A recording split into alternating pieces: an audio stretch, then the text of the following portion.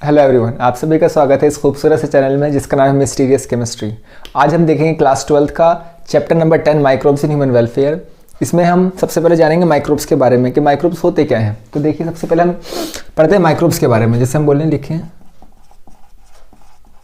Microbes होते क्या हैं। माइक्रोब्स का मतलब होता है सिंपलेस्ट, या हम बोले स्मॉलेस्ट लिविंग ऑर्गेनिज्म। एक तरीके से ये जो सबसे छोटे लिविंग ऑर्गेनिज्म हैं जो बॉडी के अंदर या तो हार्मफुल कॉज करें या हमारी यूजफुल करें। जैसे हम बोले माइक्रोब्स की डेफिनेशन, द स्मॉलेस्ट या smaller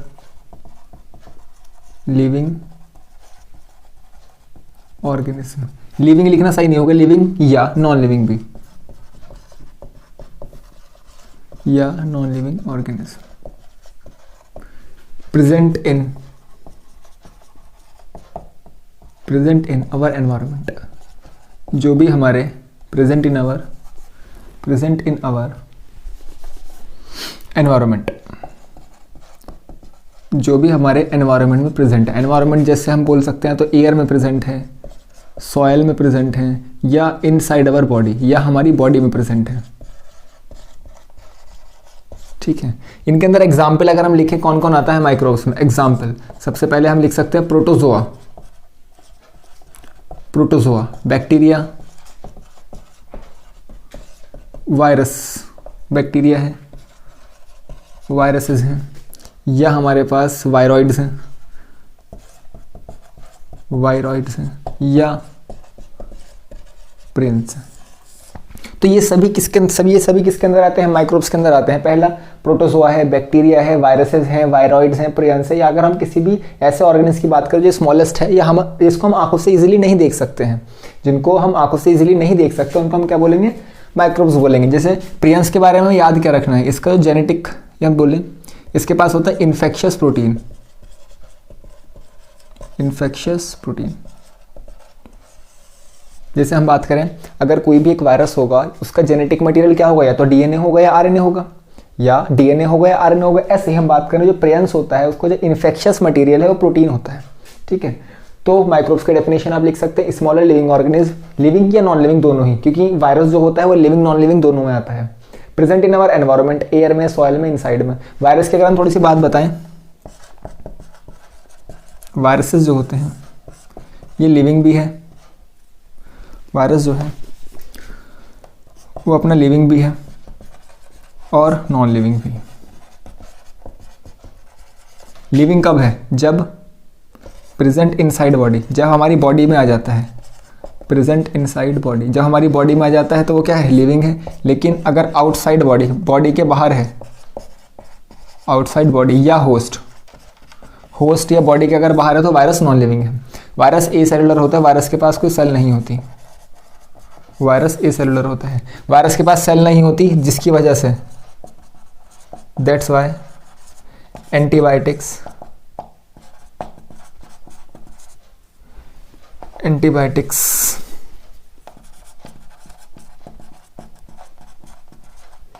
can not work against virus.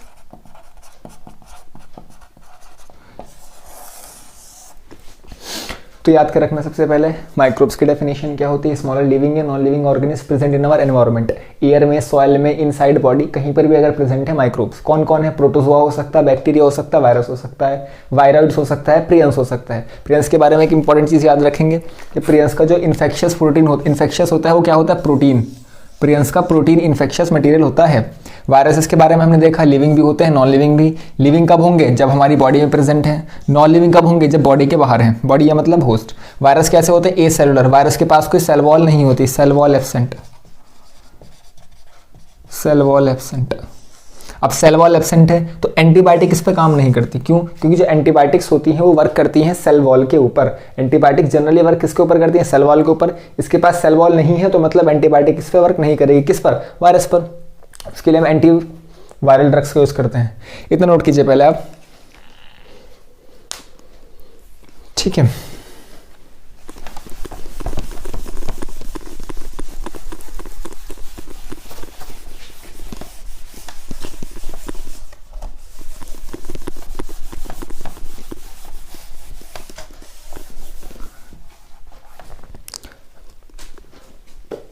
उसमें देखते हैं माइक्रोब्स जो हैं वो बॉडी में हार्मफुल भी हो सकते हैं, हमारे लिए हार्मफुल भी हो सकते हैं और यूज़फुल भी हो सकते हैं। तो माइक्रोब जो हैं वो हार्मफुल होंगे, वो हम पिछले चैप्टर में देखा था हमने, जो ह्यूमन हेल्थ है उसमें हार्मफुल जैसे हम कुछ भी लिख सकते हैं। एग्जाम्पल अगर हम लिखें, जैसे एक हमारे पास है सैल्मोनेला टाइफी, ये क्या कॉज करता है? टाइफॉइड। तो ये क्या है? हार्मफुल है हमारे लिए। या अगर हम और लिखना चाहें इसके अलावा और लिख सकते हैं, एक आता है माइकोबैक्टीरियम, या और लिखना चाहें कुछ भी लिख सकते हैं। प्रोटोजोआ में हम प्लाज्मोडियम लिख सकते हैं, ये क्या है? प्रोटोजोआ। ठीक है। और अगर हम लिखना चाहें तो और रिंगवर्म लिख सकते हैं, रिंगवर्म में हम पूरी स्पीसीज लिख सकते हैं, जैसे एपिडर्मोफाइटॉन, सब पढ़ा हुआ होना चाहिए आपको। एपिडर्मो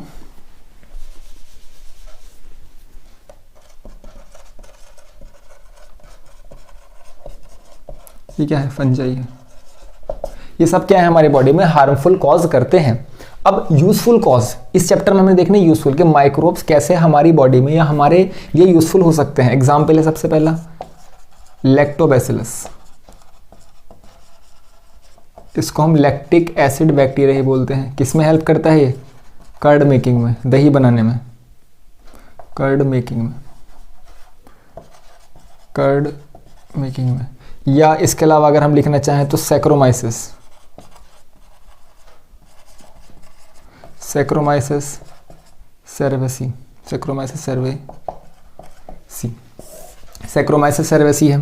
तो ये सब किसकी में आ रहे हैं? हमारे यूजफुल हैं। लैक्टिक एसिड बैक्टीरिया, अभी हम आगे देखें कैसे काम करेगा ये। अभी सिर्फ एग्जांपल याद रखिए कि लैक्टोबैसिलस है, कर्ड मेकिंग में यूज होगा। सैक्रोमाइसिस सेरेवेसी यीस्ट है, यीस्ट या फंजाई, बात एक ही है। ठीक है। तो ये सब हमारे लिए यूजफुल है। ठीक है। तो माइक्रोब्स हमारे लिए हार्मफुल भी हो सकते हैं, माइक्रोब्स हमारे लिए यूजफुल भी हो सकते हैं। हार्मफुल क्यों हैं? ये एग्जाम्पल दे रखे हैं कि हमारी बॉडी में डिजीज कॉज करेंगे। यूजफुल क्यों है भाई? ये हमारे लिए कर्ड बनाने में हेल्पफुल है। यीस्ट से हम कहाँ, मतलब ब्रेड बनाने में इसका यूज कर सकते हैं हम, और अल्कोहल बनाने में इसका यूज होता है। ब्रेड और अल्कोहल बनाने में दोनों में किसका यूज करते हैं हम? सैक्रोमाइसिस सेरेवेसी, मतलब हमारे लिए यूजफुल है। ठीक है, इतना नोट कीजिए आप।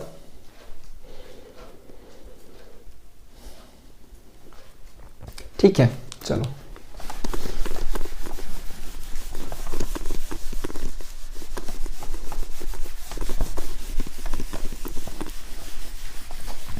इसके बाद हमारी सबसे फर्स्ट हेडिंग आएगी माइक्रोब्स इन हाउसहोल्ड प्रोडक्ट। पहली हेडिंग है अपनी microbe in house hold product. कौन कौन से ऐसे घर के प्रोडक्ट हैं, हाउस होल्ड प्रोडक्ट हैं जिसमें माइक्रोब्स का यूज करते हैं। इसमें सबसे पहला आएगा हमारा कर्ड, दही। कर्ड बनाने में जो बैक्टीरिया यूज होता है उसका नाम है हमारा लैक्टोबैसिलस। लैक्टोबैसिलस, इसी को हम कॉमनली लिख देते हैं lactic acid bacteria.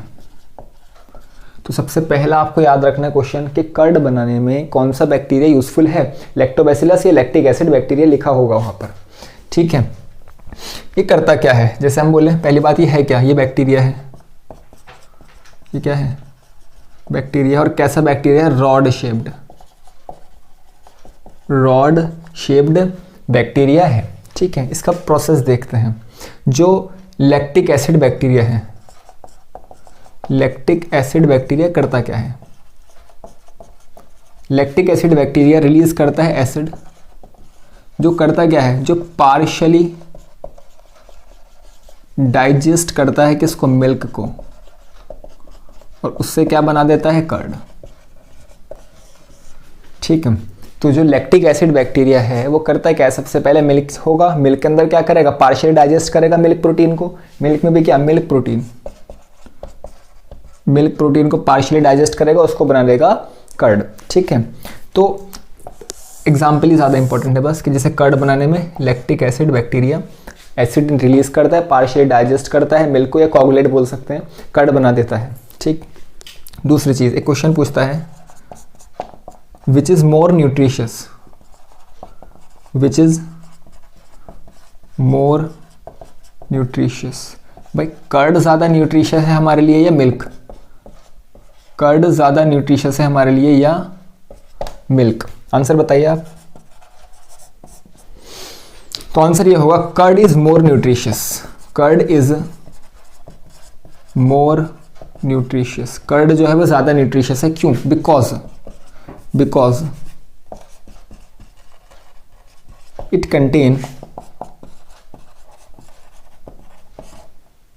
contain large amount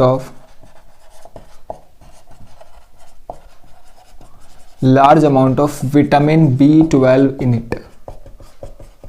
vitamin B12 in it. तो सबसे पहला क्वेश्चन आपसे ये पूछता है कि कर्ड बनाने में कौन सा बैक्टीरिया, लैक्टिक एसिड बैक्टीरिया या लैक्टोबैसिलस रोडेशिप्ट बैक्टीरिया है। करता क्या है? एसिड रिलीज करता है, पार्शियल डाइजेस्ट करता है, मिल्क प्रोटीन को कर्ड बनाता है। पूछता है कौन न्यूट्रिशियस ज़्यादा है, कर्ड ज़्यादा न्यूट्रिशियस है या मिल्क? पूछता है कर्ड ज़्यादा न्यूट्रिशियस है या मिल्क? तो आप याद रखेंगे कर्ड जो है वो ज़्यादा न्यूट्रिशियस है। क्यों? इसके अंदर लार्ज अमाउंट में विटामिन B12 होता है। ये क्वेश्चन है आपका इंपॉर्टेंट, ठीक है ना। पहला इसका नाम, ठीक। दूसरा कौन ज़्यादा न्यूट्रिशियस है, कर्ड या मिल्क? तो आप याद रखें कर्ड इज मोर न्यूट्रिशियस। क्यों? इसके अंदर विटामिन B12 ज़्यादा होता है, ठीक है। चलिए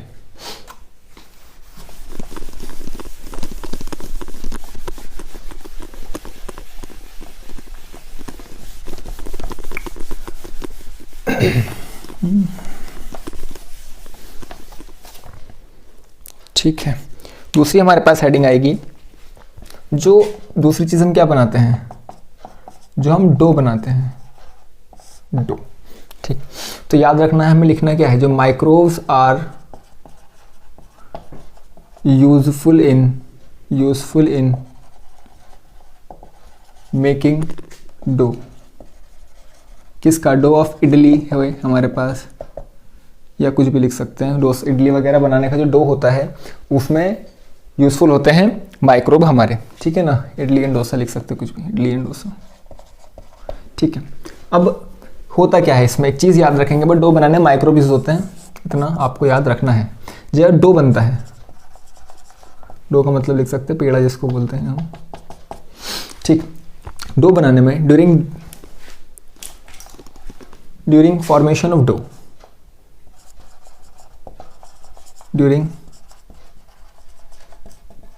फॉर्मेशन ऑफ डो, जो पफ्ड अपीयरेंस आता है डो का, पफ्ड अपीयरेंस ऑफ डो, जो डो होता है वो फूल जाता है किसकी वजह से? Due to release of carbon dioxide gas. ये इंपॉर्टेंट चीज़ है कि अगर हम माइक्रोब्स का यूज़ कर रहे हैं और उसका अपीयरेंस पफी मतलब फूला हुआ सा दिख रहा है, क्यों फूला हुआ दिखता है वो? तो याद क्या रखना है, याद ये रखना है कि CO2 गैस रिलीज होती है, CO2 गैस रिलीज होती है due to release of CO2 gas. वो क्या दिखता है हमारे? पफी अपीयरेंस, पफ्ड अपीयरेंस आता है किसका? डो का, ठीक है। तो डो बनाने में हम माइक्रोब्स का यूज़ करते हैं। इडली डोसा के कोई भी डो अगर हम बना रहे हैं तो हम माइक्रोब्स का यूज़ करेंगे। उसमें होगा क्या, जब माइक्रोब्स का यूज़ करेंगे तो डो बनाने में पफी अपीयरेंस आएगा। वो पफी अपीयरेंस आता है क्योंकि CO2 गैस वहाँ से हमारी रिलीज होती है, ठीक है। एक चीज़ और याद रखेंगे हम, इन ब्रेड मेकिंग, ब्रेड बनाने में जो हम यूज़ करते हैं उसका नाम होता है सैक्रोमाइसिस। ये लिख लीजिए, इंपॉर्टेंट है बहुत ज़्यादा। सैक्रोमाइसिस सेरेवेसी। सैक्रोमाइसिस सेरेवेसी किस में यूज़ होती है भाई? ब्रेड बनाने में, ठीक है। तो इसलिए हम इसको बोलते हैं बेकर्स यीस्ट, इसलिए हम इसको क्या बोलते हैं? Baker's yeast. और in alcohol production, alcohol production में भी हम किसका यूज़ करते हैं? इसी का, सैक्रोमाइसिस सेरेवेसी का, सैक्रोमाइसिस सेरेवेसी। और कहाँ यूज़ होती है भाई? अल्कोहल बनाने में। इसलिए हम इसको हम ब्रीवर्स यीस्ट भी बोलते हैं, ब्रीवर्स यीस्ट। तो क्वेश्चन आपसे पूछ सकता है कि किसको हम बेकर्स यीस्ट बोलते हैं और किसको हम ब्रीवर्स यीस्ट बोलते हैं। तो ब्रेड बनाने में सैक्रोमाइसिस सेरेवेसी और अल्कोहल का प्रोडक्शन सैक्रोमाइसिस सेरेवेसी। अगर ब्रेड बनाने में हम यूज़ कर रहे हैं तो हम उसको बोलेंगे बेकर्स यीस्ट, क्योंकि बेकरी में यूज़ हुई है। ठीक। और अल्कोहल बना है तो हम उसको बोलेंगे ब्रीवर्स यीस्ट। दोनों कौन है? सैक्रोमाइसिस सेरेसी है, क्या अभी लिखा था मैंने, यीस्ट है, यीस्ट, या ये नहीं ना लिखा हो तो फंजाई है, यीस्ट है या फिर फंजाई है, ठीक है। तो ये दोनों चीज़ें नोट कीजिए, इंपॉर्टेंट है, दोनों एक साथ बता दी मैंने। अभी डो में याद रखना माइक्रोब्स का यूज़ करते हैं डोसाइडली। डो का जो पफी अपीयरेंस आता है due to release of CO2 gas, CO2 gas release होती है, ठीक। आई होप इतना समझ आया होगा, नोट कीजिए इतना आप।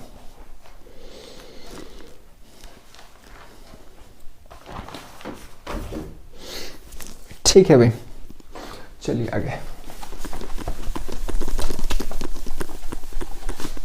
पहला हमने क्या देखा? पहला हमने सबसे पहले देखा कर्ड बनाने में। कर्ड बनाने में बैक्टीरिया कौन सा था? लैक्टिक एसिड बैक्टीरिया, ठीक है। और उसमें कौन ज्यादा न्यूट्रिशियस है, कर्ड या मिल्क? कर्ड। क्यों इंपॉर्टेंट है भाई? क्यों न्यूट्रिशियस ज्यादा? क्यों? उसके अंदर विटामिन B12 होता है, बिल्कुल सही बात। चलो आगे देखते हैं हम। अगली हेडिंग है अपने पास, जनसाइटी में भी दे रखी है, थर्ड है अपने पास भाई, थर्ड है टोडी। टोडी, टोडी क्या है? Toddy it is a traditional drink. ये एक ट्रेडिशनल ड्रिंक है, ट्रेडिशनल ड्रिंक। कहाँ यूज होती है traditional drink of? Southern part, जो साउथ की तरफ पार्ट है, southern part of India, southern part of India. कहाँ से मिलती है हमें भाई? It is extracted from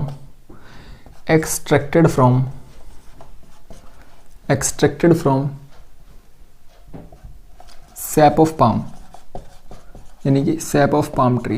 palm tree के सैप से हम उसको लेते हैं, ठीक है ना।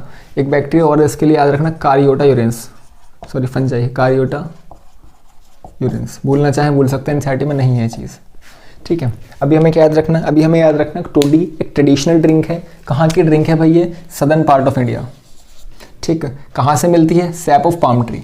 पाम ट्री के सैप से हमें मिलता है टोडी। क्या है? ट्रेडिशनल ड्रिंक है, सदर्न पार्ट ऑफ इंडिया की, ठीक है। इतना नोट कीजिए आप। अगर अभी तक का अगर हम एक समरी बनाएं तो क्या समरी बनेगी हमारी? कि सबसे पहली, इतना नोट किया आपने, ठीक है।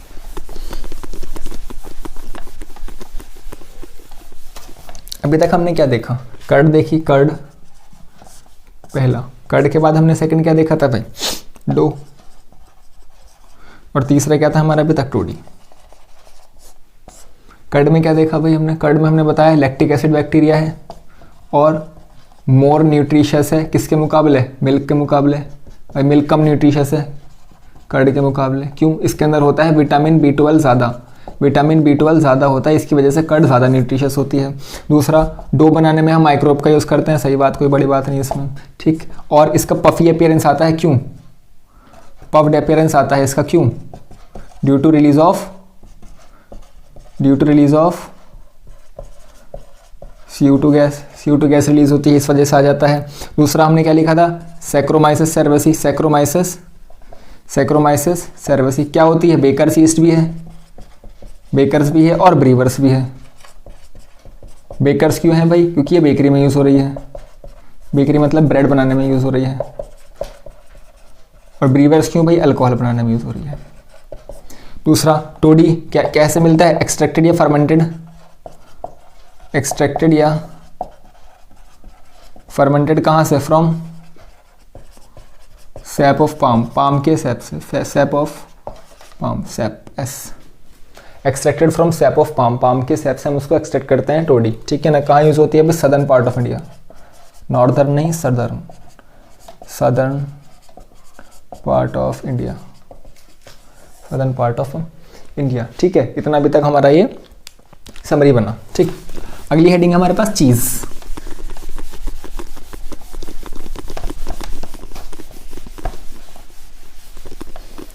अगली हेडिंग है हमारे पास चीज़। थर्ड के बाद आ जाएगा हमारा फोर्थ, चीज़। पहली बात तो इट इज़ द मोस्ट या oldest, it is the oldest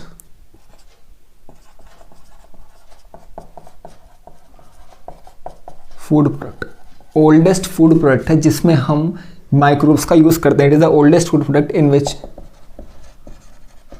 which we use microbe, मतलब एनसीईआरटी बोलती है कि सबसे ज़्यादा ओल्डेस्ट फूड है जिसमें हम क्या करते हैं, माइक्रोब्स का यूज़ करते हैं। एनसीईआरटी बताती है, दो हैं इसमें। पहला एक आता है हमारे पास स्विस चीज़, दूसरा आता है रॉक्यूफर्टी चीज़। एक है हमारे पास कौन सा, स्विस चीज़ है, एक है हमारे पास रॉक्यूफर्ट चीज़ है। ठीक है, स्विस चीज़ जो होता है उसके लिए उसका माइक्रोब याद रखेंगे हम। स्विस चीज़ का माइक्रोब है हमारे पास प्रोपाइनोबैक्टीरियम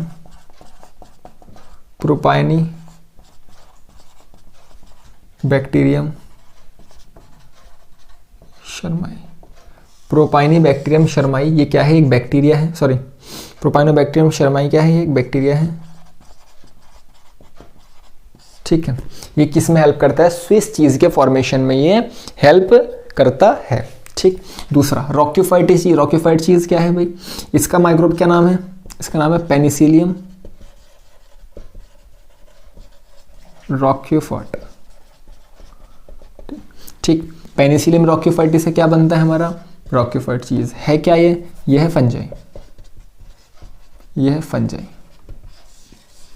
ठीक, तो स्विस चीज़ एनसीईआरटी बताती है, स्विस चीज़ प्रोपाइनोबैक्टीरियम शर्माई बैक्टीरिया है, रॉक्यूफर्टी चीज़ पेनिसिलियम रॉक्यूफर्टी फंजाई है। ठीक, तो एक चीज़ और याद रखेंगे आप कि जो क्वेश्चन आता है आपका, जो स्विस चीज़ के अंदर लार्ज होल्स होते हैं, जो हमारे स्विस चीज़ के अंदर लार्ज होल्स होते हैं वो किसकी वजह से होते हैं। सबसे पहला क्वेश्चन है हमारे पास, large hole in Swiss cheese is due to, किसकी वजह से, लार्ज होल जो होते हैं स्विस चीज में किसकी वजह से होते हैं, ड्यू टू, तो लिखेंगे हम due to release of CO2 gas, carbon dioxide gas release होती है, जिस जगह से CO2 गैस रिलीज होती है वहां पर होल हो जाता है। तो स्विस चीज प्रोपाइनोबैक्टीरियम शर्माई बैक्टीरिया है, लार्ज होल स्विस चीज के अंदर आते हैं, क्यों, क्योंकि CO2 गैस रिलीज होती है। और रॉक्यूफर्ट चीज क्या है भाई, रॉक्यूफर्ट चीज मिलता है हमें पेनिसिलियम रॉक्यूफर्टी से फंजाई है। ठीक, इतना नोट कीजिए आप। और एक चीज और याद रखेंगे, हमें डिफरेंट वैरायटी का चीज मिल जाता है, डिफरेंट वैरायटी ऑफ चीज ऑब्टेन बाय डिफरेंट टेक्सचर या फ्लेवर। अगर हम फ्लेवर या टेक्सचर अगर हम अलग अलग का यूज़ करते हैं तो अलग अलग टाइप का हमें चीज़ मिल जाने वाला है। नॉर्मल हम याद रखेंगे, स्विस चीज़ एनसीईआरटी में गिवन है, प्रोपाइनोबैक्टीरियम शर्माई बैक्टीरिया है, लार्ज होल आते हैं स्विस चीज़ में, क्यों, क्योंकि CO2 गैस रिलीज होती है। रॉक्यूफर्टी चीज़ पेनिसिलियम रॉक्यूफर्टी फंजाई है। ठीक,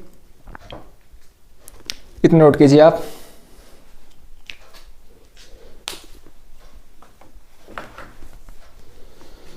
ठीक है,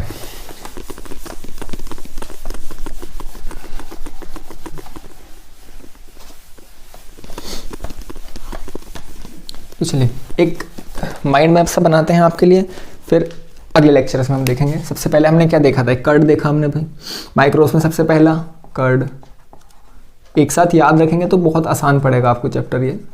डो, तीसरा क्या था, टोडी, और फोर्थ क्या था हमें, चीज़।